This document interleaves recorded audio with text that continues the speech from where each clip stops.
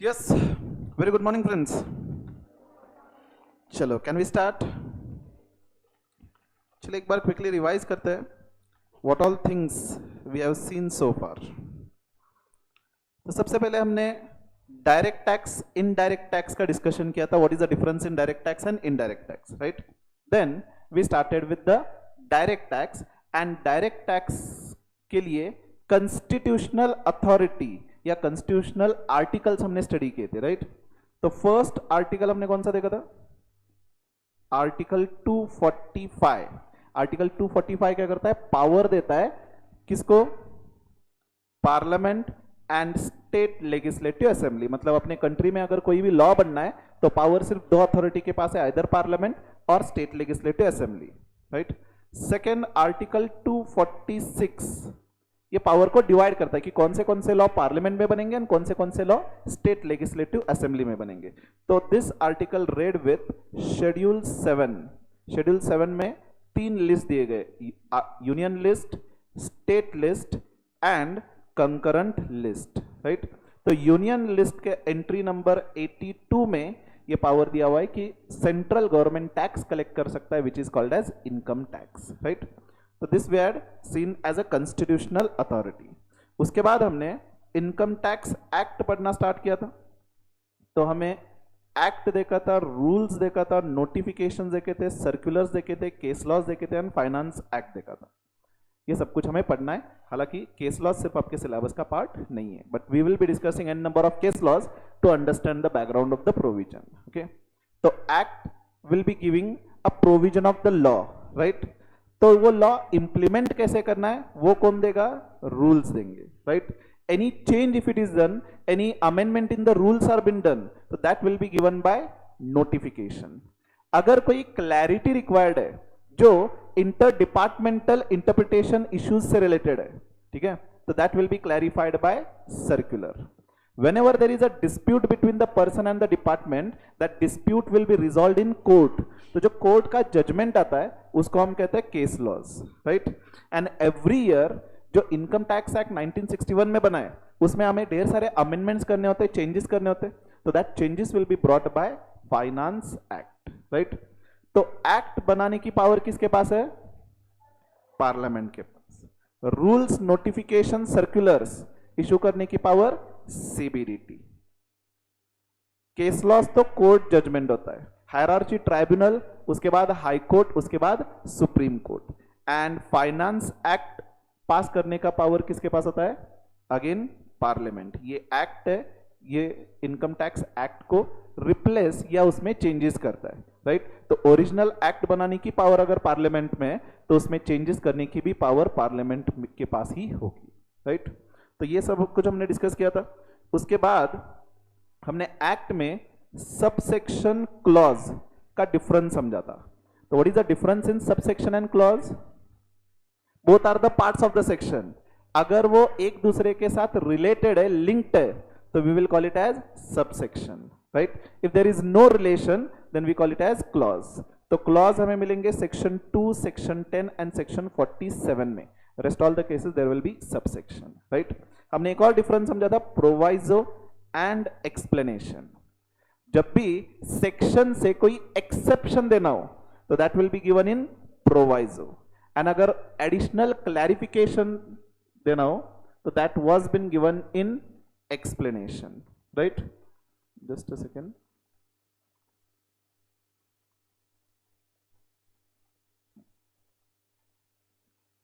तो additional clarification will be given in explanation. हमने एक और डिफरेंस समझा था, एग्जम्पशन एंड डिडक्शन. तो व्हाट इज द डिफरेंस? आज ये सारे पॉइंट्स हमें समराइज करना है, ओके? तो एग्जम्पशन एंड डिडक्शन में वैसे सिमिलैरिटी क्या है? बोथ आर बेनिफिट, आपके इनकम से कम होगा, but the difference was exemption जो हम लेस करेंगे वो आपके टैक्सेबल इनकम के इंक्लूड करने से पहले हम लेस करेंगे. But deduction, first it will be included in the gross total income and then it will be deducted, right? Once we completed with this, we had discussed the syllabus. तो again syllabus repeat नहीं करेंगे, right? उसके बाद हमने income समझा था and we had discussed with the tax also कि कौन से हमें टैक्स पे करना है. तो इनकम में हमने देखा था कि जरूरी नहीं कि वो सिंगल एक्टिविटी होनी चाहिए या रेगुलर एक्टिविटी होनी चाहिए, in both the case it will be income. Simply आपको याद रखना है कि जो भी इनकम आ रहा है that is always considered as income and it is taxable with the exception of capital receipts. Capital receipt will not be taxable unless and until it is specifically given in the law कि वो taxable है। अगर law में specifically दिया है कि जो capital receipt आपको मिल रहा है वो टैक्सेबल है, तभी जाके उसको टैक्सेबल करेंगे, otherwise it won't be taxable. Rest all cases whether it is legal, illegal, whether it is regular, single, in all cases it will be taxable, right. तो इनकम हमने समझा। टैक्स में कौन से टैक्स फिलहाल हमें पे करने होते हैं जो हमने डिस्कस किया था। एक आपका basic tax, now this will be calculated on your total income, right.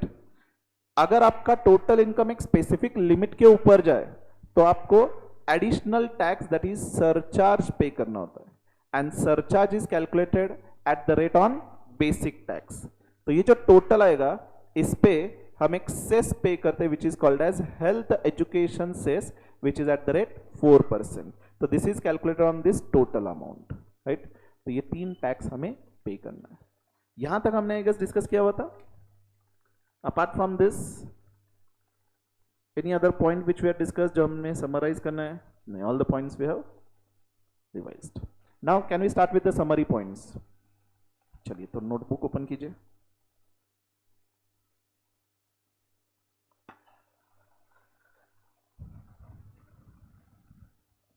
Only that part which is relevant, that only we are going to summarize.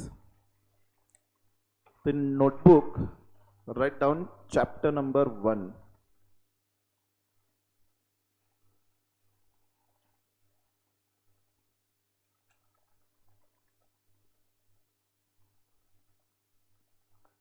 Basic concept.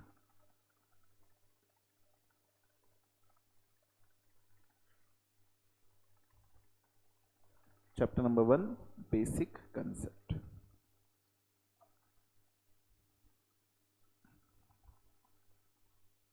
इसमें पॉइंट वाइज लिखेंगे। First write down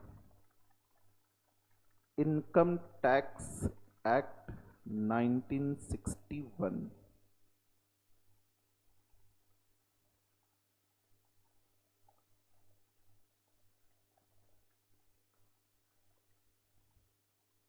Total there are 298 sections and 14 schedules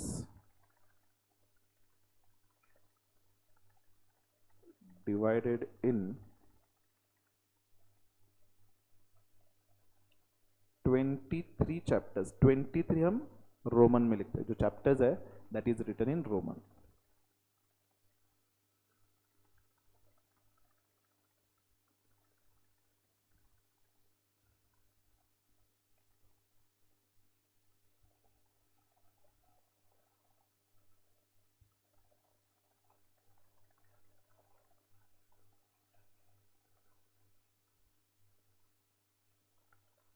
Second point, difference between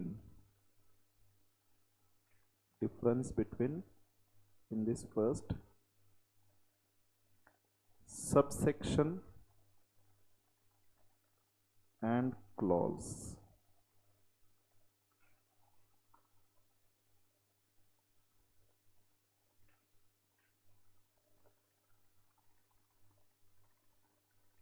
that part of section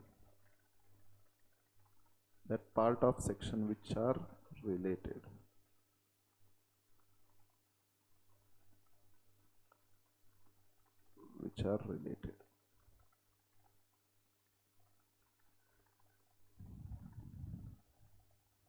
and clause में लिखेंगे that part of section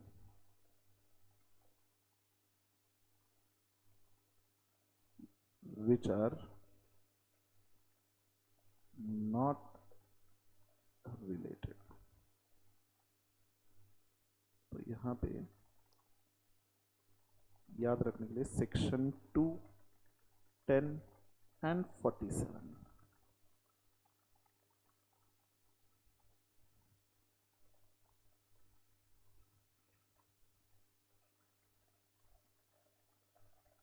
simple points लिख रहे हैं, just these are summary notes, right. Second, proviso and explanation. आपके exam में ये 2 mark के लिए एक बार पूछा गया था. Explain the difference between proviso and explanation. It was been asked for 2 marks. तो simply proviso spells exception to section. Proviso spells exception to section, and explanation gives clarification about section. Explanation gives clarification about section. यदि अगर exam में question आता है तो you can write first point this and second point आप example लिख सकते हो जो आपके नोट्स में है.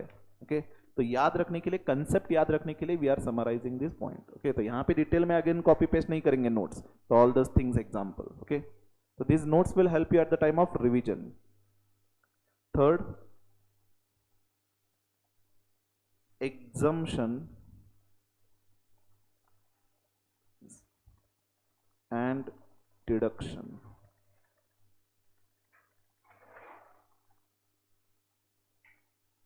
Exemption and deduction.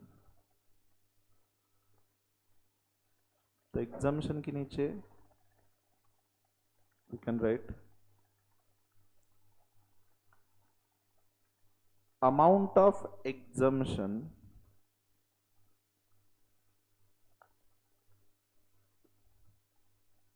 will be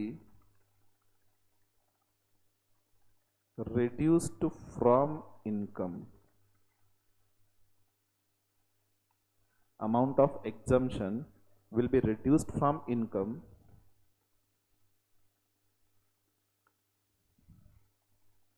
but it does not form part of income.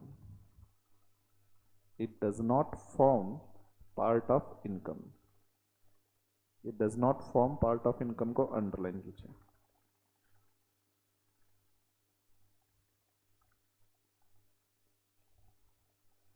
And deduction में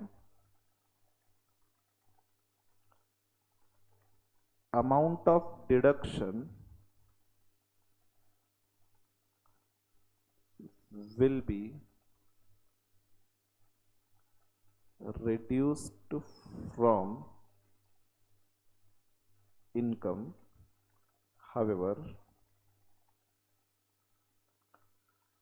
first it is included in gross total income and then reduced. First it is included from gross total income and then reduced. and इसमें एक और point हम लिख सकते हैं, mostly exemptions are given in section 10.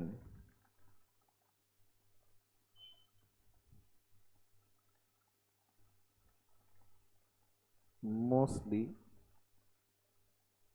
general deductions are given in section 80.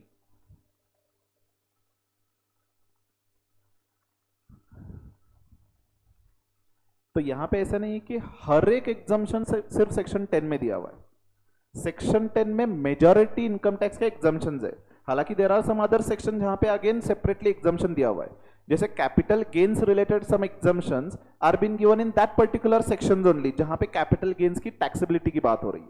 But majority exemptions are collected in section 10 and most of the deductions are been given in section 80. तो 80 की series है, 80C, 80D, 80E, EEA, ऐसे बहुत सारे section है उसमें. तो ये एक पूरा चैप्टर है सेक्शन 80 पे हमें स्टडी करना है. ओके, चलो नेक्स्ट पॉइंट. तो ये सारे differences were there which we have written. So now next point, write down third point, income.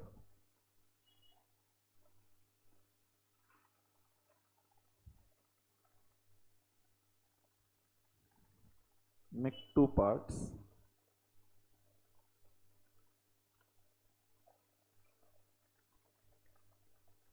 Can you write down revenue receipts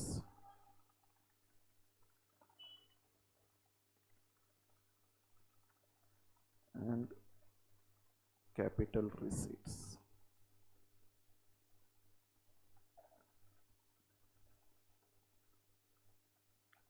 Revenue receipts, write down always taxable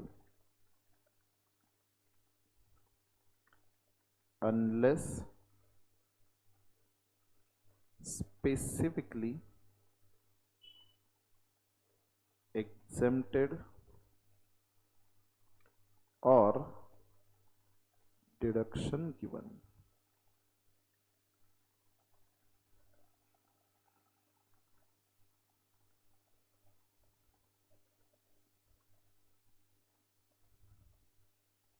This you can write as first point. इसके नीचे even single activity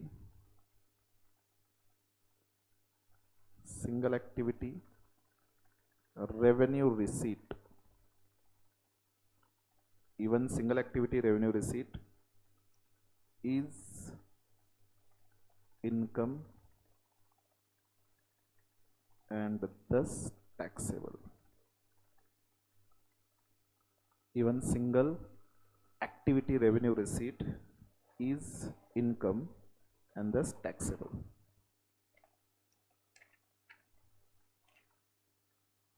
return यहाँ पे single activity के लिए example लिख सकते हो, winning from lottery, जो हमने क्लास में डिस्कस किया था example, same way writing.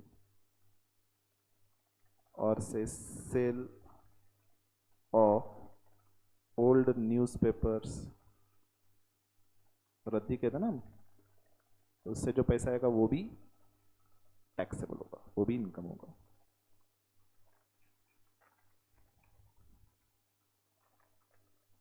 And capital receipt में लिखेंगे not taxable unless it is specifically given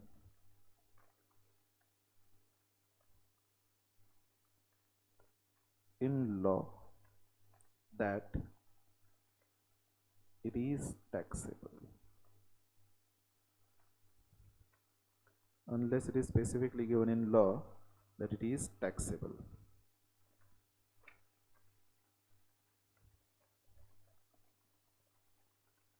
Done.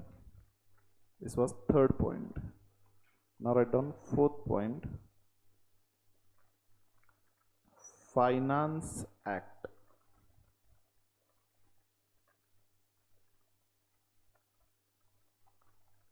तो इसमें लिखिए budget is presented under fiscal responsibility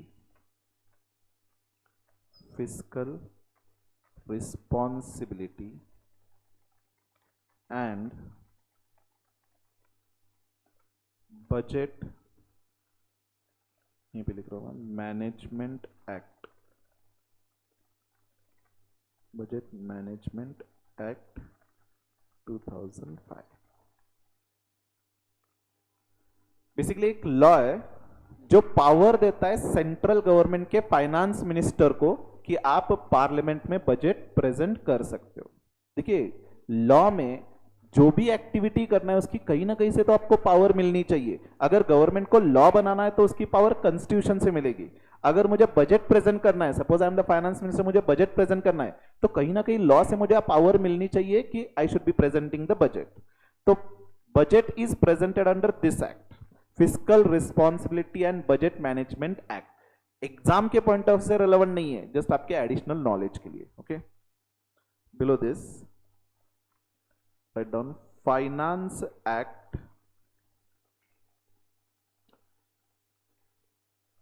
2023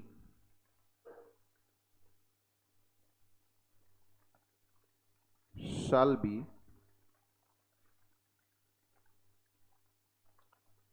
applicable for year 1st April 23 to 31st March 24,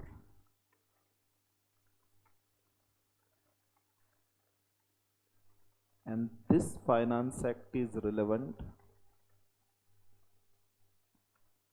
for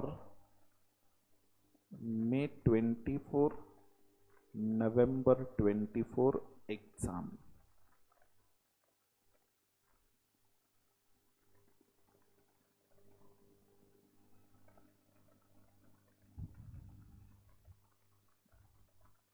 अब एक बात समझिए, पॉइंट मैंने अर्लियर पेंडिंग रखा था, जस्ट वो एक्सप्लेन करता हूँ। Have you return till year everyone? देखिए, बजट कब आता है? बजट आता है फेब में, फेब 23। तो कैन आई से प्रीवियस ईयर 22-23, राइट?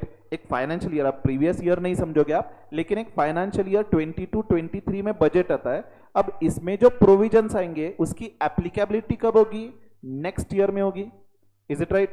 23 से स्टार्ट होकर के 24 में खत्म होगा, राइट? तो उसी तरह इनकम टैक्स एक्ट कब बना था? 1961 में बना था, राइट? अब उसकी एप्लीकेबिलिटी कब आएगी? जो प्रोविजंस है, देखिए सपोज यहां पे सितंबर में लॉ बना था, तो क्या ये लॉ 1 अप्रैल से अप्लाई होगा? ऑब्वियसली नहीं अप्लाई होगा, क्योंकि 1 अप्रैल में अगर मैं यहां पे 5 लाख रुपए अर्न कर रहा हूं तो ये लॉ तो एग्जिस्टेंस में था ही नहीं, राइट? मींस जो भी प्रोविजंस बनते लॉ के वो आने वाले ईयर के लिए एप्लीकेबल होते हैं। ओके, तो यहां पे it was been started from 1962, यानी कि जो 1961 में जो लॉ बना उसकी एप्लीकेबिलिटी कब से होगी? 1962 से होगी। जैसे यहां पे फाइनेंस एक्ट बन रहा है फेब 23 में, बजट जो प्रेजेंट हो रहा है उसकी एप्लीकेबिलिटी होगी नेक्स्ट ईयर में 23-24 में। Are you all getting? तो उसी तरह जैसे इनकम टैक्स लॉ बना था 1961 में, that will be applicable from 1 April 1962। तो यहां से एक्चुअल में इंप्लीमेंटेशन स्टार्ट होगा, राइट? तो इसीलिए इनकम टैक्स एक्ट था 1961, तो ये इंप्लीमेंटेशन कब से हो रहा है? 1962 से। तो रूल्स कब के लिए बनेंगे? 1962 के लिए बनेंगे। इसीलिए इनकम टैक्स रूल्स 1962 बने थे। उस टाइम मैंने आपको ये पॉइंट पेंडिंग रखने के लिए कहा था कि एक्ट 1961 है लेकिन रूल्स 1962 क्यों है? क्योंकि इंप्लीमेंटेशन स्टार्ट हुआ था 1962 से। ये जस्ट एक लॉजिकल एक्सप्लेनेशन है, इन एनी वे एग्जाम के पॉइंट ऑफ से रिलेवेंट नहीं है, बस आपको याद रखना है इनकम टैक्स एक्ट 1961 है और रूल्स 1962 से स्टार्ट हुए। उसका रीजन मैंने आपको बताया। ओके, चलो now write down next point. कौन सा पॉइंट होगा अभी? ये 5th, income tax rules.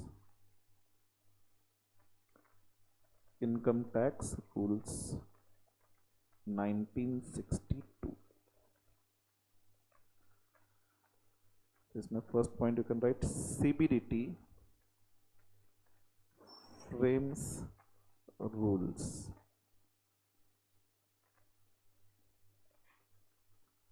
Rules are for implementation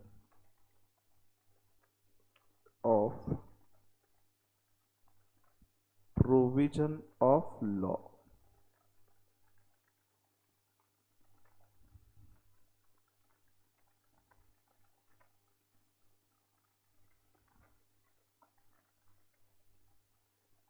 Sixth, notification.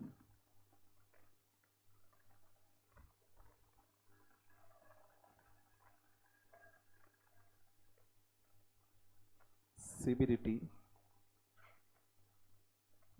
frames notification. CBDT frames notification. Second point, it is communication of changes in law/rules.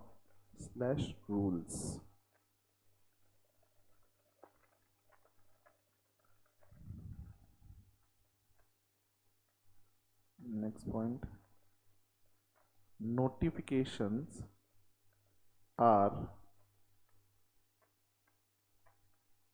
binding on people of country.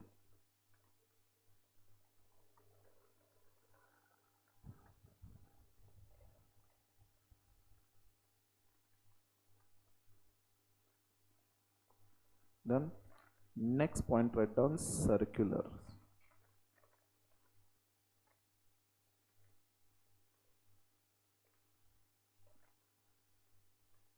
Again, CBDT frames circular.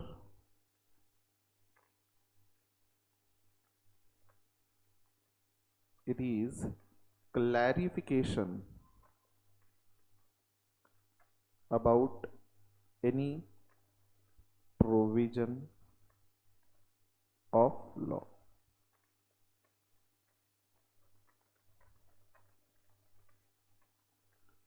And next point, circulars are binding on department. Circulars are binding on Department of Income Tax and not on people.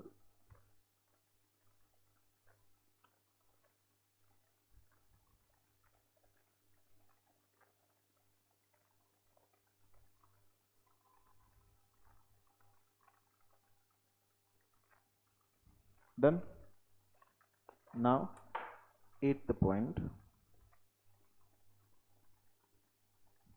gross total income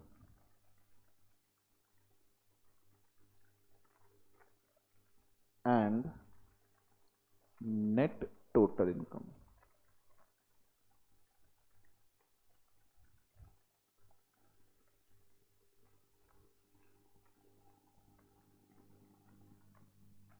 याद है gross total income किसको कहेंगे? हाँ स्वरूपा, actual income. Okay, here remember gross total income means no doubt actual income, but it will be summation of 5 heads of income. तो कौन से heads of income are there? Salary, house property, PGBP, that is profit and gains from business and profession, then capital gains and income from other source. इनका जब total करेंगे इसको कहेंगे हम gross total income.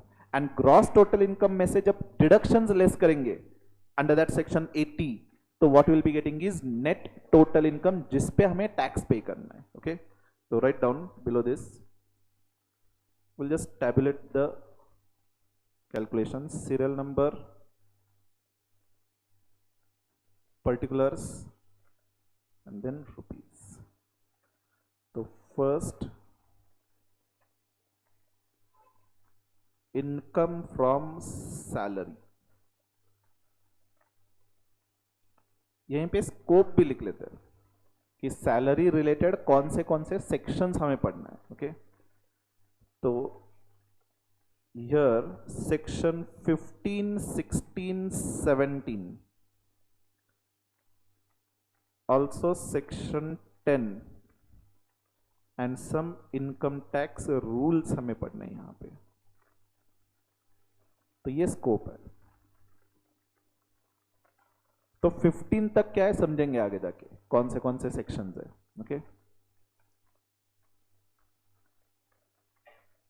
then second, income from house property, income from house property.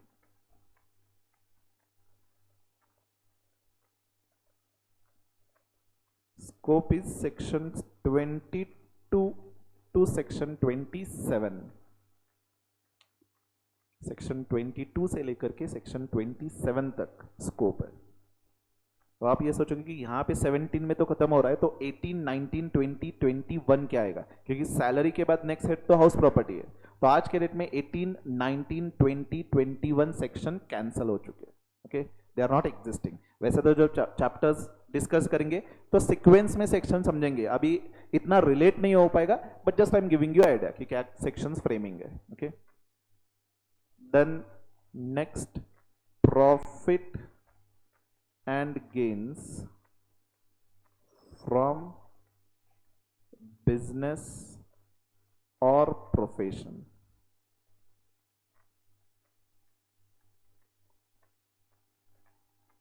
This is the lengthiest chapter of your syllabus, section 28 to section 44AE. This is one of the lengthiest chapter from sections point of view. And then next, capital gains.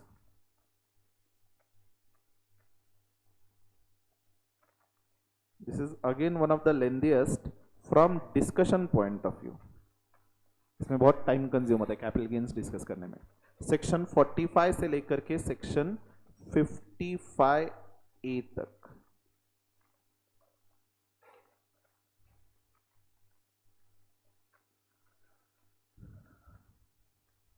Then last head, income from other source.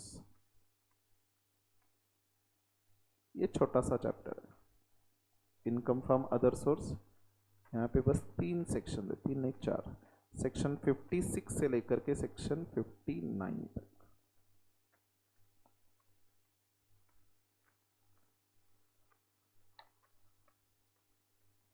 अब ये जो total होगा इसको हम कहेंगे gross total income.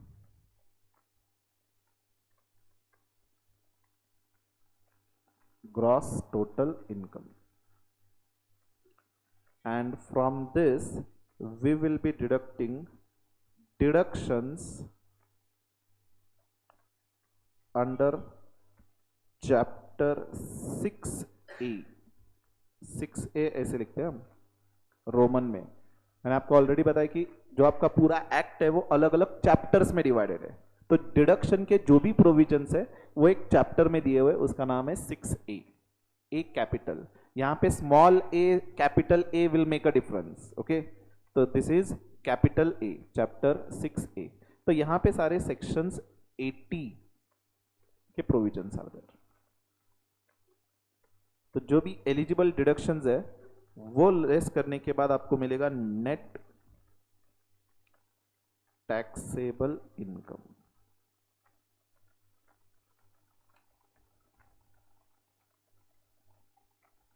Net taxable total income लिखिए। अगर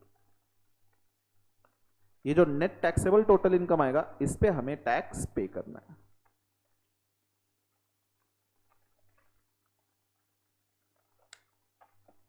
done. अब क्वेश्चन ये आता है कि मैंने ये जो सेक्शन सारे लिख करके दिए, क्या आपको सेक्शन नंबर याद रखना है? वैसे आईसीए ने क्लैरिफाई किया है कि सेक्शन नंबर आपको याद रखने की बिल्कुल जरूरत नहीं है।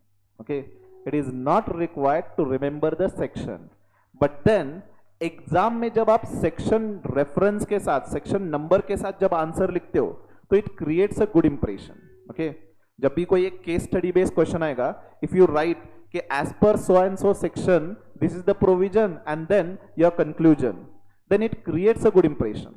So my suggestion will be as far as possible जहां पे आपको सेक्शन नंबर याद है आप लिखोगे, and we will remember the section। इतने नंबर ऑफ टाइम्स अपनी रिवीजन होगी, आई कैन गारंटी यू कि सारे सेक्शन नंबर आपको याद रहेंगे। Okay, daily first 10 minutes we are going to revise what we have discussed yesterday. Okay, तो daily revision की वजह से आपको डेफिनेटली याद रहेगा। ओके, तो सेक्शन नंबर याद रखने की गारंटी मेरी है, you will remember all the sections, right.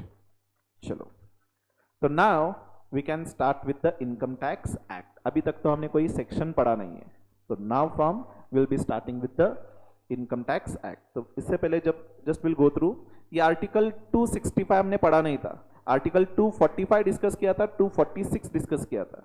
265 क्या कहता है कि no tax shall be levied और collected except authority of law.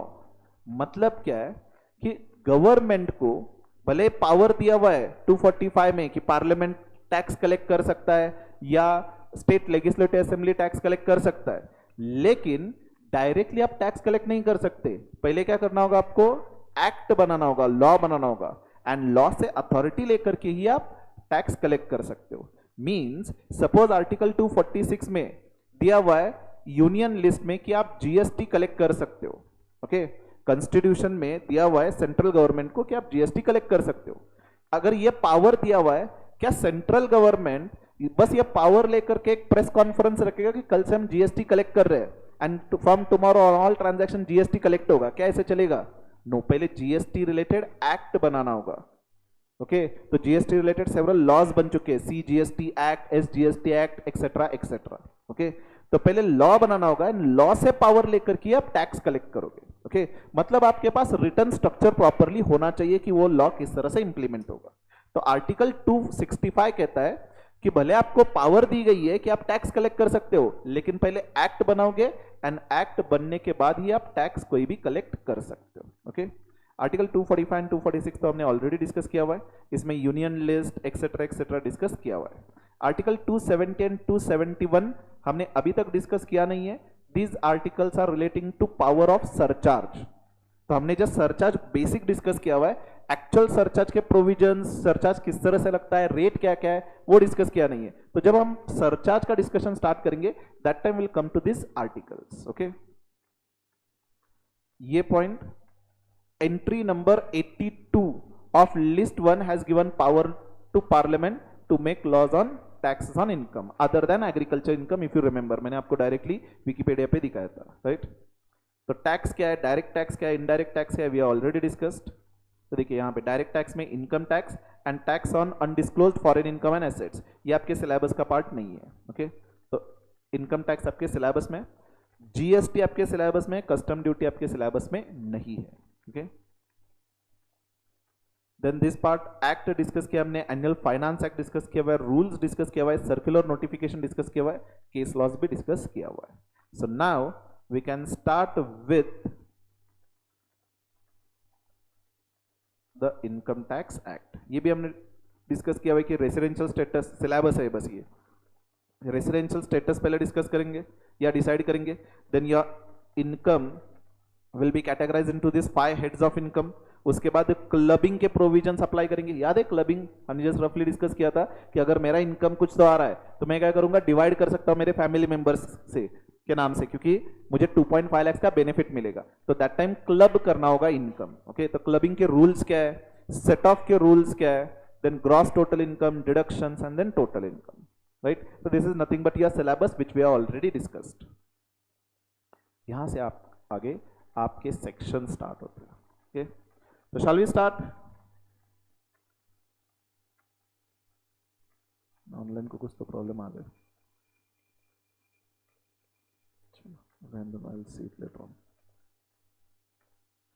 चलिए, तो first section income tax act 1961 पढ़ना आप स्टार्ट कर रहे हैं। फर्स्ट सेक्शन, सेक्शन 1, किसी भी लॉ का फर्स्ट सेक्शन हमें 3 चीजें बताता है। आई एम रिपीटिंग, किसी भी लॉ का फर्स्ट सेक्शन हमें 3 चीजें बताता है। What is act called for, means short title क्या है उसका, एक्ट का नाम क्या है। सेकंड, एक्सटेंट, मतलब वो लॉ कहां तक एप्लीकेबल है। And third, what is the date of commencement. ये 3 चीजें हमें बताता है। ओके, तो इनकम टैक्स एक्ट 1961 का फर्स्ट सेक्शन पहले हमें शॉर्ट टाइटल बताता है कि इस एक्ट का नाम क्या होगा। तो name is income tax act 1961। अब ये अप्लाई कहां तक होगा, it will be applied throughout India.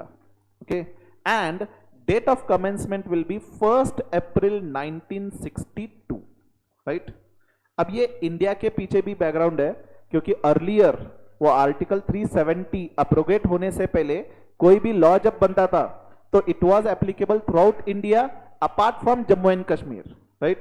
जैसे जीएसटी जब 2017 में आया था तो 1 जुलाई 2017 में GST throughout country apply हुआ था except Jammu and Kashmir, and Jammu and Kashmir में अप्लाई हुआ था फ्रॉम 8 जुलाई 2017।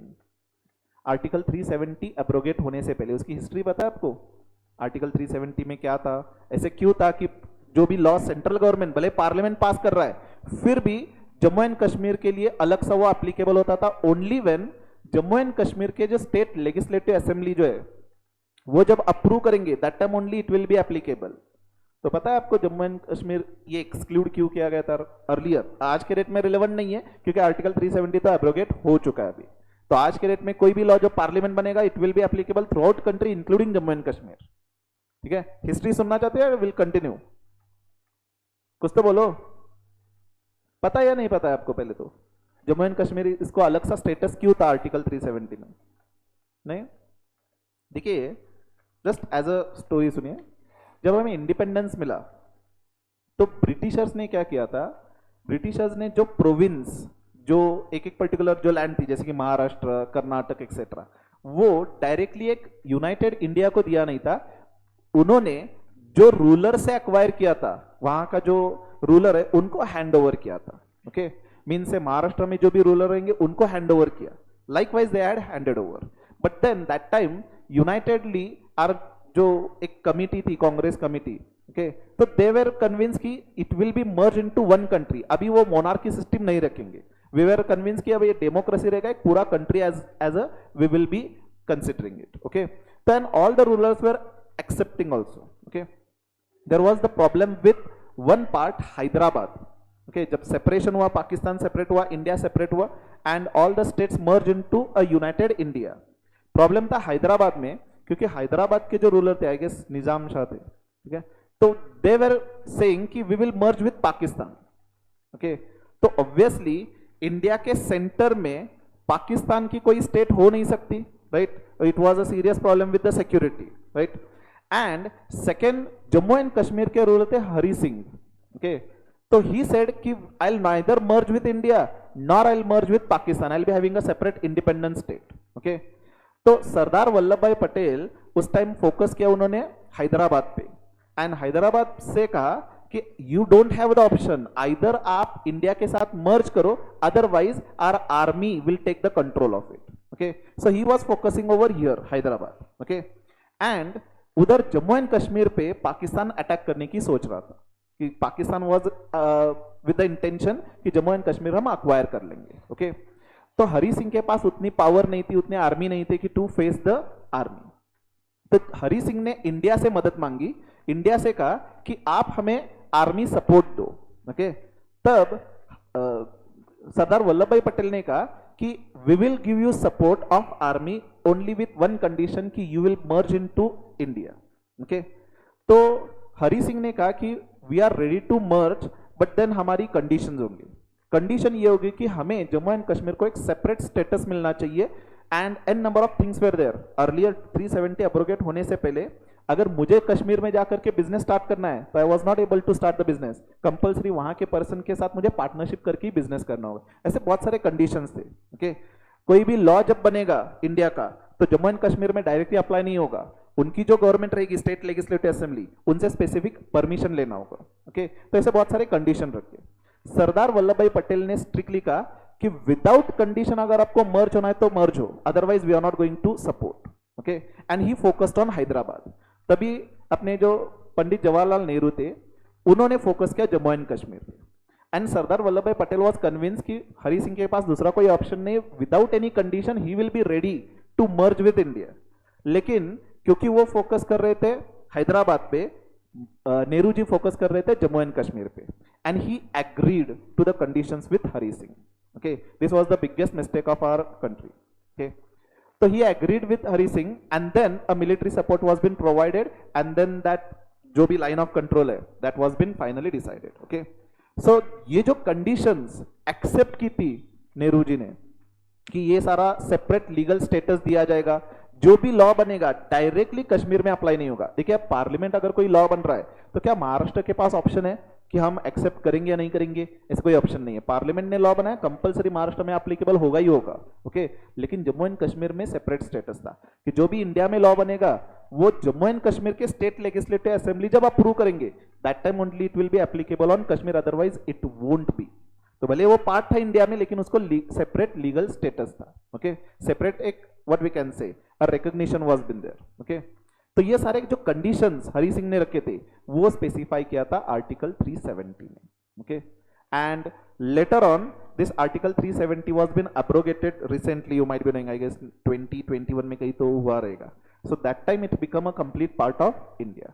उससे पहले कोई भी अगर आप लॉ देखोगे तो every time it would be given कि a part of India except Jammu and Kashmir, and Jammu and Kashmir में later on it was been applicable. हाँ, लेटर ऑन अपने सेंट्रल गवर्नमेंट का उतना कंट्रोल था कश्मीर पे भी, मींस इतना इन्फ्लुएंस था कि अगर हम कोई लॉ बनाएंगे तो कश्मीर में डेफिनेटली वो अप्रूव होगा, लेकिन उसकी अलग डेट हुआ करती थी। तो आज के डेट में जीएसटी एप्लीकेबल हुआ था 1 जुलाई में through out country accept Kashmir. Kashmir में 8 जुलाई को अप्रूव हुआ था। After that state legislative assembly ने अप्रूव किया। Okay, so this was just a background. आज के डेट में तो कोई रिलेवेंस नहीं है। इनकम टैक्स तो थ्रू आउट इंडिया एप्लीकेबल हुआ था, उस टाइम कश्मीर में भी डायरेक्ट एप्लीकेबल हुआ था वो। ओके, हाँ, कमिंग बैक, शॉर्ट टाइटल क्या है? Income tax act 1961 extend it applies through out country including Jammu and Kashmir, and commencement 1 April 1962। So 3 points कोई भी लॉ स्पेसिफाई करेगा। याद रखिए किसी भी लॉ का फर्स्ट सेक्शन हमें 3 चीजें ही बताता है, short title, extend, commencement. And section 2 जो होता है, हर एक लॉ का एक कॉमन पिक्युलरिटी होता है कि every law section 2 will be specifying definitions. Okay, तो फर्स्ट सेक्शन समझ में आया? Not relevant from exam, just ये रीडिंग पार्ट है। ओके, अब यहां पे इट वाज नेसेसरी कि इंडिया, जब हम कह रहे हैं कि इंडिया में इनकम टैक्स एक्ट अप्लीकेबल होगा तो इंडिया की डेफिनेशन तो होनी चाहिए, क्योंकि कहां तक इंडिया फैला हुआ है ये तो पता होना चाहिए। कि अगर मैं कोई इनकम कमा रहा हूं, suppose I am earning income in ocean, in से शिप, वहां पे मैं कोई सर्विस दे करके इनकम कमा रहा हूं, तो क्या वो इंडियन इनकम माना जाएगा या अब्रॉड इनकम माना जाएगा? क्योंकि जिस कंट्री में इनकम माना जाएगा उस कंट्री में मुझे टैक्स पे करना होगा। So it was required to define India in income tax act 1961। तो India was been defined in section 225A। यहां पे ये सेक्शन याद रखना जरूरी नहीं है। इंडिया का definition is also not that important. आपको एग्जाम में आई कैन से 90% पॉसिबिलिटी नहीं है कि आपको क्वेश्चन आएगा कि definition of India, but still 5-10% तो डिस्क्लेमर रखना होगा। Nothing can be predicted about your ICI, but just reading part and understanding part हमें समझना है कि इंडिया मतलब क्या from income tax point of view. तो इंडिया मीन्स, देखिए क्या क्या दिया हुआ है। First point, territory of India as per article 1 of constitution. Second, it's territorial waters, continental shelf, exclusive economic zone और any other maritime zone as defined in, अब ये देखिए इतना बड़ा एक्ट का नाम है, territorial waters, continental shelf, exclusive economic zone and other maritime zone act 1976। Relevant नहीं है, याद रखना नहीं है, जस्ट डेफिनेशन रीड कर रहे, एक एक पॉइंट समझेंगे। Third, sea bed and subsoil underlying territorial waters, and fourth, air space above its territory and territorial waters. ये सिंपल डेफिनेशन है इंडिया का। अब एक एक पॉइंट समझते हैं। फर्स्ट पॉइंट क्या दिया है, देखिए, टेरिटरी ऑफ इंडिया। अब टेरिटरी ऑफ इंडिया मतलब क्या? ज्योग्राफिकल मैप, ये जो मैप है आपका, this is territory of India. तो यहां पे नेपाल भी ले लिया मैंने इंडिया में।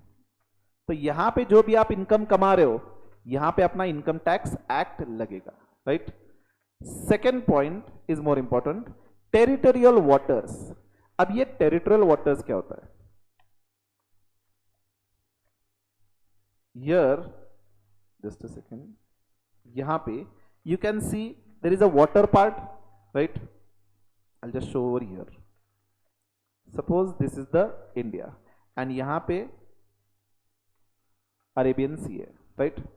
तो from this coast 12 nautical miles, from this coast 12 nautical miles तक जो वाटर पार्ट रहेगा that also will be treated as India. अब सी में, वाटर में जो हम डिस्टेंस मेजर करते हैं वो 12 नॉटिकल माइल्स में मेजर करते हैं, okay? and 1 nautical mile is equal to 1.85 kilometer. Okay, तो 12 nautical miles means effectively it will be coming something 21 kilometers के आसपास. Okay, तो जो आपका कोस्ट है वहां से 12 nautical miles तक आप कोई भी एक्टिविटी कर रहे हो, we are talking of this water level, water level पे आप कोई भी एक्टिविटी कर रहे हो तो that will be treated as part of India. जैसे एज एन एग्जांपल आप कभी गोवा गए हो, have you been to Goa? Multiple times Goa गए रहेंगे, राइट? तो वहां पे आपने बोटिंग वगैरह किया रहेगा और दैट पैरासेलिंग वगैरह किया रहेगा. तो पैरासेलिंग एक्टिविटी तो यहाँ पे किधर गया पानी मेरा? सपोज ये पानी है, ठीक है, तो यहाँ पे सपोज आप पैरासेलिंग कर रहे हो, ठीक है, से ये पैरासेलिंग कर रहे हो. अब यहाँ पे जो आप पेमेंट करोगे, जो सर्विस प्रोवाइडर है वो कहाँ पे दे रहा है? सर्विस वाटर पे दे रहा है, वो तो आपके ज्योग्राफिकल टेरिटरी में दे नहीं रहा, राइट? सपोज यहाँ पे आपने 1000 रुपए पे किया फॉर दैट पैरासेलिंग, तो कैन ही से कि मैंने पानी में पैसे कमाए, मैंने इंडियन की टेरिटरी पे तो कैसे कमाए नहीं, तो it is not an Indian income. अगर वो इंडियन इनकम है नहीं तो इंडिया में टैक्स पे करने की जरूरत ही नहीं आएगी. Are you getting the scenario? तो इसीलिए ये पार्ट, पानी वाला जो पार्ट है वो भी कवर करना इंपॉर्टेंट था. ओके, तो territorial waters 12 nautical miles, now it is far distance. आप पानी में अगर if you have seen the sea ocean तो आपने देखा रहेगा हार्डली 50-80 मीटर तक आप अंदर जाते हो. तो 21 नॉटिकल माइल्स, ओके, तो it is very in deep sea we can say. Okay, तो यहां तक जो वाटर लेवल जो है इसको हम टेरिटोरियल वाटर्स कहते हैं.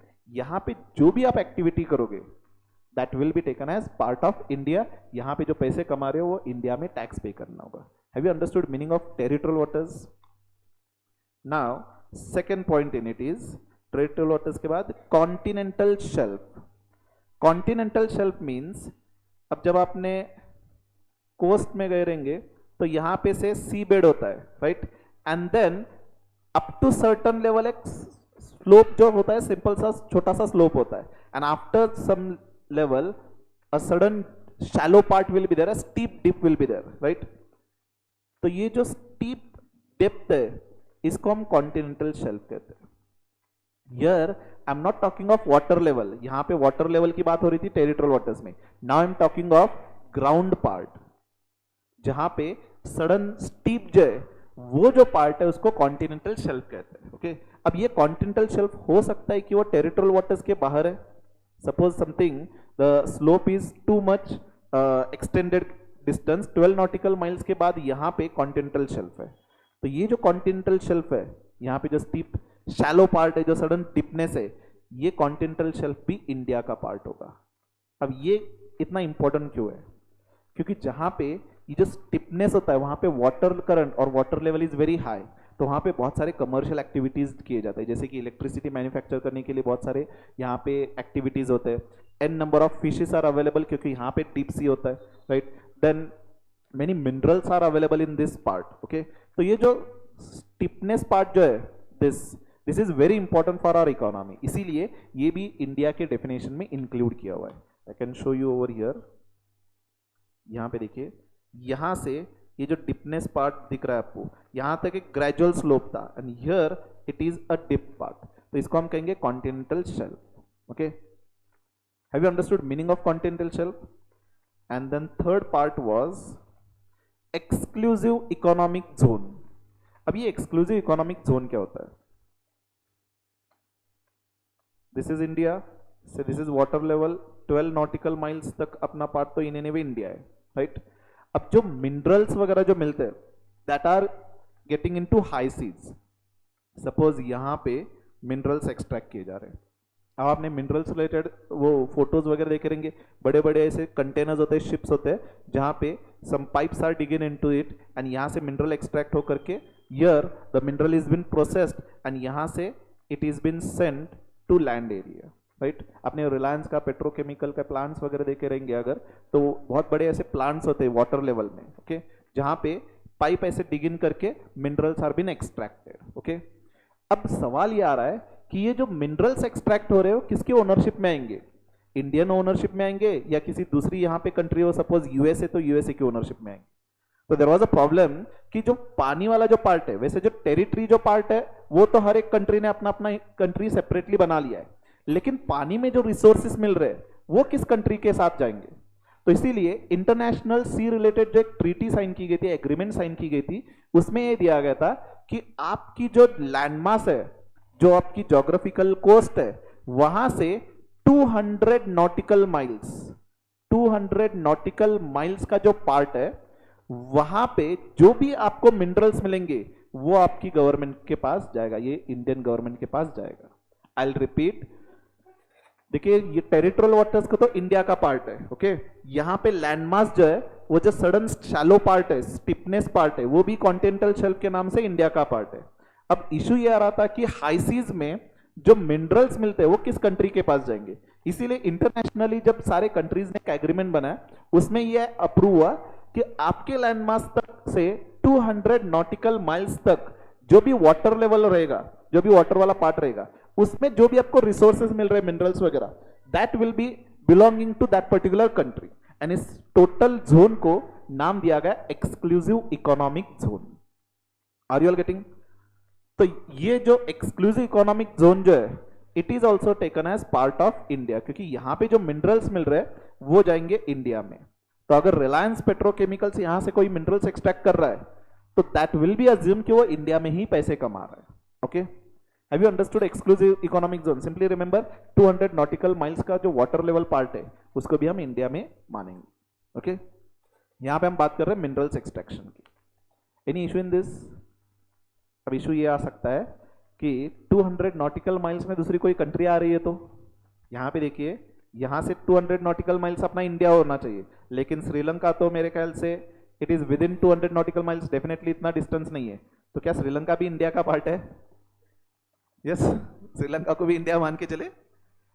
इन such case we have to sign an agreement with that particular country.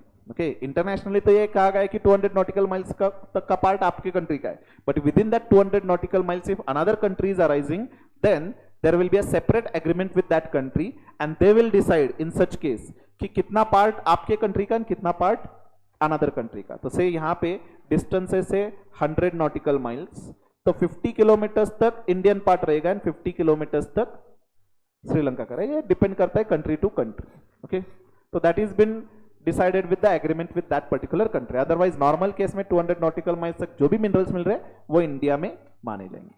Have you understood?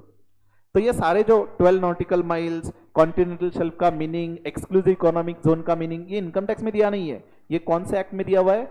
ये act, territorial waters, continental shelf, exclusive economic zone, other maritime zone act 1976। इस zone में ये सारे मीनिंग्स दिए गए कि 200 नॉटिकल माइल्स, 12 नॉटिकल माइल्स। ये आपके लिए रिलेवेंट नहीं है, बस आपको याद रखना है कि इंडिया के डेफिनेशन में क्या क्या आएगा। ओके, अगेन ये लॉ भी याद रखने की जरूरत नहीं आपको। Simply can remember territorial waters, continental shelf, exclusive economic zone India में माना जाएगा। ओके, देन थर्ड पॉइंट, सी बेड सब सॉइल अंडरलाइंग टेरिटोरियल वाटर्स। अब यहां पे हम बात कर रहे थे वाटर लेवल की, राइट? तो again this is India, 12 nautical miles ये रहा, ठीक है। तो ये वाटर लेवल जो पार्ट है 12 नॉटिकल माइल्स तक, ये तो टेरिटोरियल वाटर्स है, यहां पे जो भी एक्टिविटी करो मान के चलेंगे इंडिया में, राइट? अब इसके नीचे जो ग्राउंड लेवल पार्ट है, सी बेड जिसको हम कहते हैं, ये ग्राउंड लेवल जो पार्ट है, वहां पे अगर कोई एक्टिविटी कर रही है, हो रही है, तो वो भी मानेंगे कि इंडिया में हो रहा है। जैसे यहाँ पे कोई डिगिंग एक्टिविटी चल रही है, कोई ड्रिलिंग एक्टिविटी चल रही है, for say what we can say internet के जो फाइबर केबल्स होते हैं वो कोई एक्टिविटी चल रही है, तो if it is within 12 nautical miles within the territorial waters, sea bed पे जो भी एक्टिविटी चल रही है मान के चलेंगे इंडिया में। अब इसके नीचे सब सॉइल, यानी कि आप डिग करके अर्थ में नीचे जा रहे हो, okay, we are going into the ground, तो वहां पे अगर कोई एक्टिविटी चल रही है तो वो भी मान के चलेंगे इंडिया का पार्ट। ओके, तो टेरिटोरियल वाटर्स के केस में आपको क्या याद रखना है? Water level, sea bed and beneath earth में जाकर के कोई एक्टिविटी कर रहे हो 12 नॉटिकल माइल्स के अंदर वाला पार्ट में, तो वो इंडिया का पार्ट माना जाएगा। ओके, तो अगर आप डिग करके अर्थ के नीचे जा रहे हो एंड उस साइड से यूएसए से बाहर आते हो, तो यूएसए भी अपना ही है, ठीक है। So have you understood meaning of this? And last part, airspace about territory and territorial waters. तो ये टेरिटरी एंड टेरिटोरियल वाटर्स के ऊपर जो एयर स्पेस है, यहाँ पे सपोज कोई फ्लाइट जा रही है, मान के चलिए एरोप्लेन है, ठीक है, तो ये एरोप्लेन पे अगर कोई सर्विस दी जा रही है वहां पे भी कमर्शियल एक्टिविटी होती है। तो जो air space about territory and territorial waters है, this is also part of India. ये एयर स्पेस भी अपनी गवर्नमेंट की कंट्रोल में होता है। आपने देखा रहेगा कि मेनी टाइम्स जब वॉर होता है तो एक कंट्री एयर स्पेस बंद कर देती है अपना, means any other flight can not cross their countries air space, क्योंकि वो उनके ओनरशिप में आती है। Are you getting? अभी रिसेंटली यूक्रेन रशिया का जब वॉर हुआ था तो यूक्रेन ने रशियन फ्लाइट्स के एयर स्पेस के लिए बंद किया था। Even many of the European countries ने भी एयर स्पेस रशियन फ्लाइट के लिए बंद किया था। मींस अगर यहां से कोई रशियन फ्लाइट पास हो रहा है तो डायरेक्टली आप उसको उड़ा सकते हो, क्योंकि we have barred that particular flight from our air space. मतलब अपनी जो एयर स्पेस है, air space in the sense अपनी टेरिटरी के ऊपर का जो टोटल एरिया है, एयर वाला area, so that is our what we can say property we can say. So airspace is also considered as part of India. तो याद रखने के लिए you can remember like this: land, water and air. तो land means as per constitution, जो भी अपना geographical map है, that is part of India. Water part में you can remember territorial waters, continental shelf, exclusive economic zone, and water के नीचे sea bed and subsoil below territorial waters, right, and air space, territory and territorial waters के ऊपर का जो air है that is a part of India. तो याद रखने के लिए बहुत सिंपल है, land, water, air. Land total territory, water these three names you have to remember: territorial waters, continental shelf, exclusive economic zone. Territorial waters 12 nautical miles, exclusive economic zone 200 nautical miles, continental shelf a shallow part beneath the ground. Then seabed, subsoil, यानी कि seabed is the earth surface, subsoil means beneath the earth, below territorial waters, and then airspace, territory and territorial waters के ऊपर का जो airspace, this is a part of India. Have you understood so far?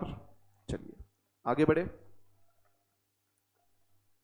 तो here this it is been given 12 nautical miles etc. ये just concept explain करने के लिए मैंने डायग्रामेटिक प्रेजेंटेशन दिया हुआ है। तो यहाँ पे एक और जोन है कॉन्टिजियस जोन।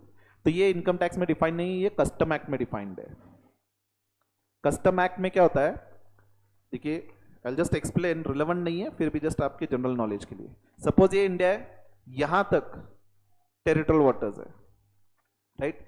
तो यहां पे आप कोई भी कमर्शियल एक्टिविटी कर सकते हो। यहां पे घूमने के लिए आपको कोई स्पेसिफिक डॉक्यूमेंट की रिक्वायरमेंट नहीं है, ओके। यहाँ पे मैं शिप लेकर के घूम सकता हूँ, खुद का स्पीड बोट लेकर के घूम सकता हूँ, फिशिंग कर सकता हूँ, कुछ भी कर सकता हूँ मैं without any permission. But the moment I have to cross this 12 nautical miles, यहाँ पे मुझे कस्टम अथॉरिटीज का अप्रूवल लगेगा, क्योंकि ये 12 नॉटिकल माइल्स से लेकर के नेक्स्ट 12 नॉटिकल माइल्स, मतलब लैंड मास से टोटल कितना होगा 24 नॉटिकल माइल्स, इसको हम कहते हैं कॉन्टेजियस जोन। यहां पे आप कोई कमर्शियल एक्टिविटी नहीं कर सकते। जो इंटरनेशनल ट्रांजैक्शंस होते हैं, इंपोर्ट एक्सपोर्ट, तो उसके एक स्पेसिफिक रूट्स होते हैं एंड यहां पे कस्टम ऑफिसर्स होते हैं, यहां पे कस्टम ऑफिसर्स होते हैं, ओके। तो यहां से आगे जाने के लिए आपको कस्टम अप्रूवल लगता है। दे विल बी चेकिंग कि आप इंटरनेशनल रूट फॉलो कर रहे हो नहीं। अगर आप कोई गुड्स लेकर के जा रहे हो तो वो आपको गुड्स चेक कर सकते हैं वहां पे। Here they can stop you and they can ask for verification of the goods. तो कस्टम ऑफिसर्स के लिए ये जोन होता है, ओके। एंड यहां से आगे अगर आपको जाना है तो यू विल रिक्वायर पासपोर्ट। यहां से आगे आप विदाउट पासपोर्ट जा नहीं सकते, वीजा वगैरह, okay. So this we can say it is you are exiting from the custom authority also. यहां पे जाकर के कस्टम अथॉरिटी की कोई अथॉरिटी नहीं होती। तो अगर आपका शिप यहां पे एंड आपने सपोज कस्टम ऑफिसर्स का शिप यहां पे, ओके, यहां पे आप जब भी आप 24 नॉटिकल माइल्स क्रॉस करोगे तो वहां पे बैठ करके आप बता सकते हो कस्टम ऑफिसर्स को कि हमने गुड्स स्मगल किया हुआ है, ठीक है, दिखा भी सकते हो ये स्मगलिंग वाले गुड्स हैं। कस्टम अथॉरिटी यहां पे आकर के कुछ नहीं कर सकते, क्योंकि this 24 nautical miles are considered to be international waters, okay. तो यहां पे कस्टम अथॉरिटी की कोई अथॉरिटी या पावर नहीं होती। तो ये कॉन्टिजियस जोन जो है वो कस्टम में डिफाइन किया हुआ है। जस्ट यहाँ पे रेफरेंस आ रहा है इसलिए मैं आपको बता रहा हूँ, इनकम टैक्स में इसका कोई रिलेवेंस नहीं है, ओके। चलो अब आता है मोस्ट इंपॉर्टेंट सेक्शन पे, चार्जिंग सेक्शन। अब सिक्वेंशियली अगर हम कहें, फर्स्ट सेक्शन क्या है आपका, short title extend commencement, right. Section 2 में दुनिया भर के डेफिनेशंस दिए गए, उसमें से बस एक छोटा सा डेफिनेशन हमने पढ़ा है, section 225A definition of India. बहुत सारे डेफिनेशंस है, आगे जाके एक एक करके देखेंगे जितना रिलेवेंट पार्ट है। ओके, सेक्शन 3 अभी तक हमने पढ़ा नहीं है, सेक्शन 4 हम पढ़ रहे हैं अभी। सेक्शन 3 में फिलहाल पेंडिंग रख रहा हूं क्योंकि सेक्शन 3 का रेफरेंस आता है पहले 4 में। ओके, अब section 4 is a charging section. Charging section means what? Income tax की लायबिलिटी कब क्रिएट होगी? अगर मेरे ऊपर ये चार्जिंग सेक्शन अप्लाई हो रहा है, then and then only income tax act मेरे ऊपर अप्लाई होगा। Listen to me very carefully, what I am saying is कि सेक्शन 4 जो चार्जिंग सेक्शन है, अगर मेरे ऊपर ये सेक्शन अप्लाई हो रहा है, then and then only income tax act will be applicable on me. अगर मेरे ऊपर ये सेक्शन 4 अप्लाई ही नहीं हो रहा, तो इनकम टैक्स एक्ट के कोई प्रोविजंस मेरे पे अप्लाई नहीं करेंगे। Are you all getting? तो चार्जिंग सेक्शन क्या कहता है, देखिए, section 4 of income tax act is charging section which provides, वैसे तो ये पैराग्राफ में आपके मॉड्यूल में मैंने पॉइंट वाइज स्प्लिट किया हुआ है। तो tax shall B charge at the rates prescribed in a year by annual finance act. Tax is charge is on every person specified under section 231। Person का definition यहां पे दिया हुआ है। Okay, tax is chargeable on इसको क्या होगा, total income earned during the previous year and not assessment year. Tax is levied in accordance with and subject to various provisions contained in the act। अब ये जो पूरा paragraph है, इसको मैं सिंपल वर्ड्स में इस तरह से प्रेजेंट कर सकता हूं कि total income earned by person, total income earned by person in a previous year, in previous year relevant to assessment year, shall be chargeable to tax at the rates which are given in finance act relevant to assessment year। obviously कुछ समझ में नहीं आया होगा। अच्छा, simple word में अगर हम कहें कि पर्सन मतलब वी कैन से आप, मैं, फिलहाल, राइट। तो कोई भी पर्सन जो इनकम कमा रहा है उस पे हम टैक्स कैलकुलेट करेंगे। अब इनकम कब कमा रहा है? प्रीवियस ईयर में। ओके, तो प्रीवियस ईयर में जो इनकम कमा रहा है उस पे हम टैक्स कैलकुलेट करेंगे। अब टैक्स कैलकुलेट करने के लिए रेट्स कहां से मिलेंगे? हमें रेट मिलेंगे फाइनेंस एक्ट से। ओके, तो हमें अब एक एक एलिमेंट को, चीजों को समझना है कि फर्स्ट टोटल इनकम क्या। अब ये तो हम ऑलरेडी डिस्कस कर चुके हैं। Total income means gross total income minus deduction या टोटल इनकम, इस पे टैक्स लगेगा। सवाल यह है कि क्या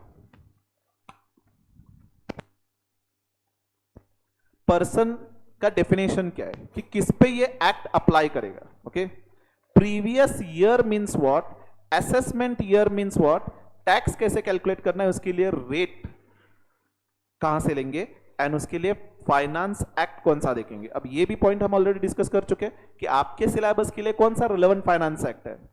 फाइनेंस एक्ट 23, अभी जो रिसेंटली फेब 23 में जो बजट अनाउंस हुआ था, उसका जो फाइनेंस एक्ट अब फाइनलाइज हो चुका है, it has been approved by president also, तो वो बन चुका है फाइनेंस एक्ट 23। तो उसमें जो रेट्स दिए गए वो रिलेवेंट होंगे आपके सिलेबस के लिए।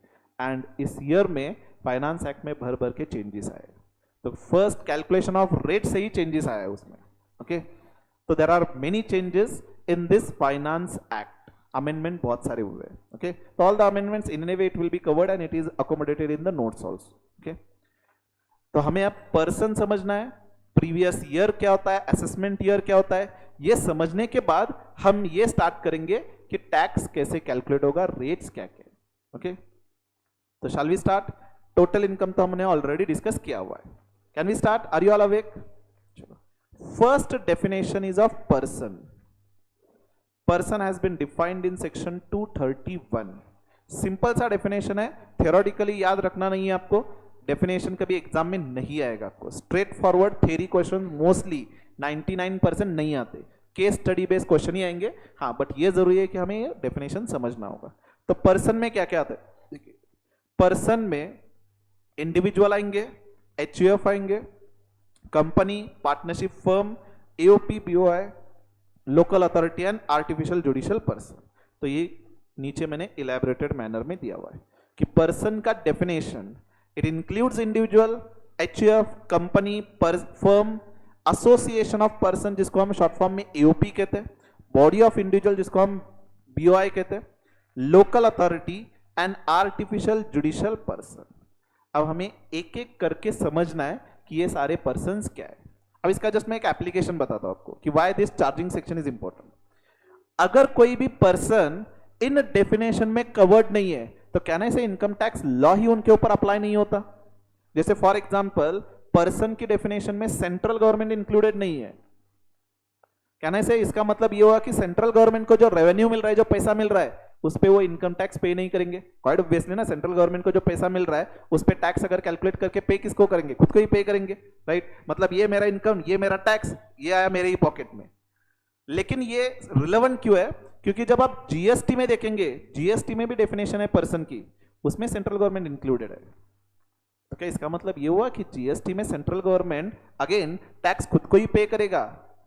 जीएसटी में क्या होता है, वो इनडायरेक्टली कलेक्ट करता है कहां से या किससे? कंज्यूमर से। मींस अगर गवर्नमेंट आपको कोई सर्विस दे रहा है, जैसे फॉर एग्जांपल सपोज मैं कोर्ट जाता हूं, अब कोर्ट और वी कैन से कोई भी गवर्नमेंट की एक अथॉरिटी है, वहां पे जाता हूं, तो डू यू नो कि गवर्नमेंट हमसे फीस लेता है। जैसे फॉर एग्जांपल अगर मुझे प्रॉपर्टी रजिस्टर करना है, मैंने प्रॉपर्टी परचेज किया है तो वो मुझे रजिस्टर करना है, ठीक है, तो मैं जाऊंगा गवर्नमेंट के डिपार्टमेंट के पास, राइट। तो गवर्नमेंट डिपार्टमेंट वो रजिस्ट्रेशन करने की कुछ ना कुछ तो फीस लेगा मुझसे, राइट। अब क्या फीस पे वो जीएसटी चार्ज करेगा? यहाँ पे वो मेरे से कलेक्ट कर रहा है तो वो करेगा। तो जीएसटी एक्ट सेंट्रल गवर्नमेंट पे भी अप्लाई करना था। क्यों? क्योंकि जीएसटी सेंट्रल गवर्नमेंट खुद के पॉकेट से पे नहीं करता, वो कंज्यूमर से कलेक्ट करके अपने फाइनेंस मिनिस्ट्री को देता है। Getting the point? तो जीएसटी एक्ट में सेंट्रल गवर्नमेंट इंक्लूडेड है, स्टेट गवर्नमेंट भी इंक्लूडेड है, लेकिन इनकम टैक्स में central government and state government included नहीं है। ओके मतलब सेंट्रल गवर्नमेंट का जो रेवेन्यू है, स्टेट गवर्नमेंट का जो रेवेन्यू है, that is not covered in the person, मतलब उनके ऊपर इनकम टैक्स लॉ अप्लाई नहीं होता। ओके बाकी के सारे लोगों को इनकम टैक्स एक्ट अप्लाई होता है। तो एक एक करके समझते हैं कि ये कौन कौन है persons. Some persons you might have already discussed और स्टडीड, जैसे एचयूएफ आपने ऑलरेडी सीए फाउंडेशन में स्टडी किया हुआ है। अब इनकम टैक्स के पॉइंट ऑफ व्यू से जो उसका रिलेवेंस समझना है हमें। ओके तो first individual, individual means who? तो पर्सन में फर्स्ट पॉइंट है इंडिविजुअल। इंडिविजुअल मीन्स इंडिविजुअल्स, आप, मैं, राइट। तो मेल फीमेल ये सारे इंडिविजुअल्स में आएंगे। अब इसमें सवाल ये आता है कि अगर कोई माइनर है जिसका एज 18 से नीचे, कोई है यहाँ पे? फर्स्ट ऑफ ऑल माइनर, कोई लिंबू टिम्बू नहीं है यहाँ पे? अच्छा, तो अगर कोई किसी का एज 18 से नीचे है तो क्या उसको भी पर्सन मानेंगे? मानना चाहिए नहीं मानना चाहिए पहले बताइए। अच्छा तो इसका ये मतलब हुआ कि सपोज मेरा कोई से बेटा है जिसका एज है 15 ईयर्स सपोजिंग, ठीक है, अगर वो इनकम कमा रहा है तो अगर वो पर्सन ही ना हो तो उसके ऊपर इनकम टैक्स लॉ ही नहीं अप्लाई होगा। और अगर ऐसे अप्लाई नहीं हो रहा तो व्हाट आई कैन डू, मेरे सारे इन्वेस्टमेंट जो है मैं उसी के नाम से इन्वेस्ट करके रखूंगा। एज एन एग्जांपल मेरा 3 साल का एक बेटा है, ठीक है, जो भी मेरे एफडीए में उसके नाम से अगर रखूंगा, ठीक है, उसका इंटरेस्ट उसको मिलेगा, राइट। अगर इनकम टैक्स लॉ उस पर अप्लाई ही नहीं हो रहा तो कोई भी प्रोविजंस उस पर अप्लाई नहीं होंगे, राइट। तो what I will do, all the investment I will make in the his name only. क्यों? क्योंकि आपके हिसाब से minor is not the person, if minor is not the person then income tax law ही apply नहीं होगा, right. तो कैसे हो सकता है? Minor is also person. इसका मतलब अगर किसी का एज 18 से नीचे है एंड वो अगर इनकम कमा रहा है तो क्या उसको भी टैक्स पे करना होगा? Yes, very well yes. जैसे फॉर एग्जांपल आपने देखा ना, तो छोटे बच्चों का केबीसी होता है या डांस कंपटीशन होता है, तो वहां से वो जो पैसे विन करते हैं तो क्या उनको भी टैक्स पे करना है? Definitely yes. सपोज अगर कोई छोटा बच्चा है 5 साल का, उसने कोई एक कंपटीशन विन किया हुआ है एंड उसको 10 लाख रुपए मिल रहे हैं, तो ही इज रिक्वायर्ड टू पे द टैक्स। जो भी नॉर्मल रेट से उससे उसको टैक्स पे करना होगा। सपोज इफेक्टिवली 2 लाख रुपए टैक्स आ रहा है तो 2 लाख रुपए का टैक्स पे करके रिमेनिंग 8 लाख उसको मिलेंगे। Are you getting the point? तो ये जो पर्सन है उनका भी पैन निकालना होगा एंड उनके नाम से रिटर्न ऑफ इनकम फाइल करना होगा। The only thing is that कि रिटर्न ऑफ इनकम में एक पार्ट होता है कि साइन करना होता है। ओके हमें साइन करना होता है कि we are verifying this return and it is correct. तो as minor cannot enter into a contract, minor sign नहीं कर सकता वो रिटर्न। माइनर के नाम से ही रिटर्न जाएगा, लेकिन वो साइन नहीं कर सकता, उसके पेरेंट्स उसके बिहाफ पे साइन कर सकते हैं और लीगल गार्डियन साइन कर सकते हैं। ओके, तो minor is also an individual, तो उनके ऊपर भी इनकम टैक्स लॉ अप्लाई करता है। ओके, देन नेक्स्ट पॉइंट, से any person is of unsound mind, पागल टाइप का पर्सन, तो क्या वो भी पर्सन है? डेफिनेटली वो भी इंडिविजुअल है। अगर अनसाउंड माइंड पर्सन के नाम से कोई इनकम जनरेट हो रहा है तो उसको भी टैक्स पे करना होगा। तो इंडिविजुअल में सारे इंडिविजुअल्स आएंगे, male, female, minor, unsound mind, any person. वो अगर जिंदा है तो he is covered in the definition of person, right. अब second, HUF, Hindu undivided family. क्या होता है ये HUF? आपने सीए फाउंडेशन में तो स्टडी किया हुआ है। Hindu undivided family, it is entity we are considering, right. देखिए, जब भी एक कोई हिंदू फैमिली हो तो उनको एक ऑप्शन दिया हुआ है कि आप एक सेपरेट एंटिटी क्रिएट कर सकते हो। Okay, and when it is said कि आपकी फैमिली होगी, अच्छा मुझे बताइए, क्या आप खुद का HUF बना सकते हो? खुद का एमसिंग, you can be a member of your parents HUF, right, but आप खुद का HUF बना सकते हो? नहीं बना सकते, नहीं बना सकते। क्यों? फैमिली होनी चाहिए। तो फैमिली कब होगी? मैरिज के बाद, राइट। तो आफ्टर मैरिज से this two persons are marrying, ठीक है, तो after marriage we can say a family is coming into existence. Okay, तो here whenever a family is coming into existence you can register as an separate HUF, as an separate business. अगर आपका कोई family business है तो आप एक separate entity create कर सकते हो as an Hindu undivided family. Okay, तो ये HUF is considered as separate entity from income tax point of view. Law के पॉइंट ऑफ व्यू से लीगल एंटिटी नहीं है। जैसे कंपनी अपने स्टडी किया फाउंडेशन में कि company is a separate legal entity, LLP is a separate legal entity, वैसे HUF लॉ के नजरों में एक सेपरेट पर्सन नहीं है, लेकिन सिर्फ इनकम टैक्स के पॉइंट ऑफ व्यू से it is treated as separate person. Income tax में हम सेपरेट पर्सन मानेंगे। तो जैसे for example, suppose Mr A and Mrs A ये शादी करते हैं एंड उन्होंने एक फैमिली बिजनेस का एक सेपरेट रजिस्ट्रेशन किया हुआ है HUF। ओके, तो यहां पे कितने पर्सन्स होंगे? कितने पर्सन्स हो रहे हैं यहां पे? 3, mister A as an individual, missus A as an individual, and HUF we are considering as a separate person in income tax. Okay, तो मिस्टर ए अपना इनकम कमा सकता है, मिसेस ए अपना इनकम कमा सकता है, HUF का सेपरेट इनकम हो सकता है। अब सवाल ये कि बेनिफिट क्या है, वैसे क्या जरूरत क्या है? एज एन एग्जाम्पल, सपोज मेरे मल्टीपल सोर्स ऑफ इनकम है। ओके, सपोजिंग कि एक कोचिंग क्लास है, यहां से मुझे पैसे मिलते हैं, ये तो ऑब्वियसली मेरे खुद के नाम से होंगे, राइट। मेरा प्रैक्टिस है, तो प्रैक्टिसिंग फर्म है, पार्टनरशिप फर्म है, मैं एक्चुअल में प्रैक्टिस करता नहीं है लेकिन मेरी एक फर्म है, पार्टनरशिप फर्म, तो ये एक एंटिटी है, राइट। तो वहां से कुछ ना कुछ तो पैसे आएंगे। अपार्ट फ्रॉम दैट मेरी एक फाइनेंशियल कंसल्टेंसी फर्म है, तो जो फाइनेंशियल कंसल्टेंसी है वो मैं सेपरेटली HUF में दिखाता हूं, वो मैं सेपरेटली HUF में दिखाता हूं। क्वेश्चन इसकी रीजन क्या है, क्या जरूरत क्या है कि HUF एक सेपरेट एंटिटी करने की? लॉ ने तो पावर दिया हुआ है कि आप HUF एक सेपरेट एंटिटी कर सकते हो, लेकिन क्या बेनिफिट क्या है उसका?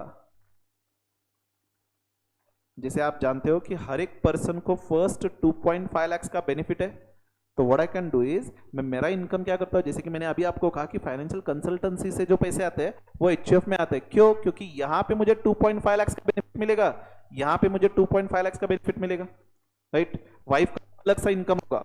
सपोज मेरा इनकम है, मेरे 2 सोर्सेस है, अज्यूम करके चलते हैं मेरे 2 सोर्स है, एक है कोचिंग क्लास एंड दूसरा है फाइनेंशियल कंसल्टेंसी। वैसे तो है तो मेरे दो इनकम, राइट। सपोज यहां से 5 लाख आ रहे, यहां से 5 लाख आ रहे, तो अगर मैं खुद के नाम से ये दोनों इनकम दिखाऊंगा तो I will be showing 10 lakh, जिसपे ऑलमोस्ट 1,12,500 तक टैक्स जाता है। Okay, now instead of this what I, ये जो कोचिंग क्लास का जो इनकम है ये मेरे नाम से रख सकता हूं मैं, ठीक है, एंड ये मेरा एक HUF बना करके यहां पे इनकम दिखा सकता हूं। I can get 2.5 lakh benefit. तो टैक्स इनकम सिर्फ 5 लाख पे होगा, 5 लाख पे मुझे टैक्स पे करना होगा। Are you getting the point? तो HUF का इनकम टैक्स में बनाने का बेनिफिट क्या है कि you can consider as separate person, यहां पे बेसिक एग्जम्पशन लिमिट मिलेगा आपको। ओके, तो अगर आपका कोई फैमिली बिजनेस है तो आज घर जाके आपके पेरेंट्स से पूछोगे कि क्या हमने सेपरेटली एचयूएफ बनाया नहीं बनाया।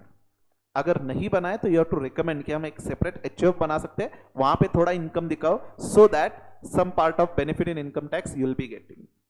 यहाँ पे इनकम टैक्स में जो भी प्रोविजंस आप सीखोगे घर जाके, जो भी आपके पेरेंट्स या कोई भाई बहन जो पैसे कमा रहा है उन पे आपको अप्लाई करके देखना है, ठीक है। तो आगे जाके जैसे जैसे समझेंगे, रिटर्न्स डिस्कस करेंगे, टैक्स कैलकुलेशन देखेंगे, तो घर में जो भी पर्सन है उनका रिटर्न लेकर के टैक्स कैलकुलेट करके देने का। हाँ, provided if they are giving you, okay. Many times our family members are not showing what is actual income, तो इन सच केस कोई इशू नहीं है। नेबर वगैरह बाजू वाले के अगर कोई हो तो उनको बताएंगे आपका इनकम बताओ, हम टैक्स कैलकुलेट करके बताते हैं, अगर उन्हें अगेन बताया तो। What I want to say is कि जो provision as a study part सीखेंगे, जब प्रैक्टिकली अप्लाई करेंगे the things will get more clearer, okay, and you will remember the points. Coming back to our discussion, HUF is considered to be a separate entity. तो HUF कौन बना सकता है? It is said Hindu undivided family. तो HUF कोई Hindu family अगर हो, इसमें जैन इंक्लूड होते हैं, बुद्धिस्ट इंक्लूड होते हैं, सिख्स आर इंक्लूडेड, राइट। तो Muslim and Christian family can not set up a separate HUF। तो उनको अगर कोई जॉइंटली बिजनेस करना है तो they have to register a partnership firm only. Are you getting? तो HUF is considered to be a separate entity from income tax point of view. कब बना सकते हैं? जब एक कोई फैमिली एग्जिस्टेंस में आ रही है, राइट। हाँ, now some additional points relating to HUF, जैसे कि सपोज आपके पेरेंट्स की HUF है, ओके, तो you are a member of that HUF, तो आपको क्या कहेंगे? Copartner. Suppose Mr A, Mrs A, इनकी एक HUF है, सन डॉटर, तो ये सन डॉटर को क्या कहेंगे? को partner. Mister A, assuming he is the head of the family, कर्ता, and Mrs. A, she will be called as member. Is there a difference between co-partner and member? Yes, हमने discuss किया था foundation में। Difference क्या है को-पार्टनर and member में? को-पार्टनर के पास property, जो HUF की प्रॉपर्टी है उसमें राइट रहता है, मेंबर के पास प्रॉपर्टी में राइट नहीं रहता, ओके। ये क्यों लाया गया provision? Because a daughter will be co-partner in her father's HUF, but she will be only member in her husband's HUF, okay. Means a daughter cannot claim right in the property of husband, but she can claim equal rights in her father's HUF. Earlier ये law अलग था।